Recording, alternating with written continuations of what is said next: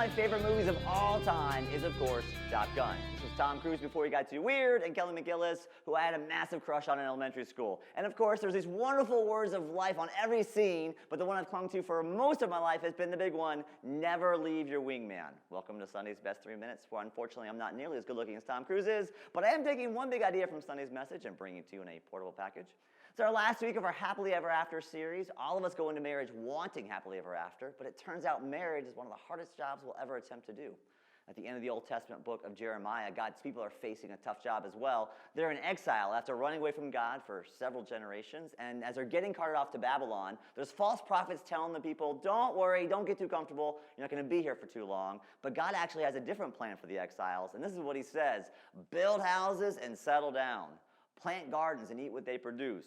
Marry and have sons and daughters. Find wives for your sons and give your daughters in marriage. Now, the key word in this whole passage is y'all understood. If you want to be really formal, it's all y'all. This is a command given to all the exiles to do in community together. All y'all build houses, all y'all plant gardens, and get your kids married off to each other.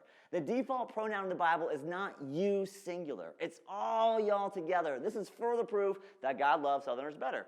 Now, the work of getting settled into this new community was just too hard to do solo, so God gives them each other to help one another along the way. Marriage is the single hardest thing most of us will ever attempt to do in our lives. It's no wonder so many of us struggle and that so many marriages just don't make it. But because of this, God gives us marriage to do in community. It's not just your marriages, it's y'all's marriages together. We're called to help one another on this challenging journey. My wife and I have taken up the proverbial wisdom of Top Gun over the years. We've each got a wingman and a wingwoman who've helped us tremendously into our happily ever after. Every other week I've got a phone call with my friend Willis. We talk about everything, including stuff in marriage. Over and over and over again, I've come off the phone with Willis, better equipped to love and care for my wife. My wife Kelly's got a wonderful woman named Wesley. Kelly's got full permission to tell her anything and everything about us. Wesley has more dirt on me than probably anyone else on the planet except for my wife. Over the years, Wesley has been one of the greatest gifts, not just to Kelly, but to me too, as Wesley has listened to my wife, cared for her, and helped her know how to help us work through our issues together. Marriage is one of the hardest things most of us will ever attempt to do.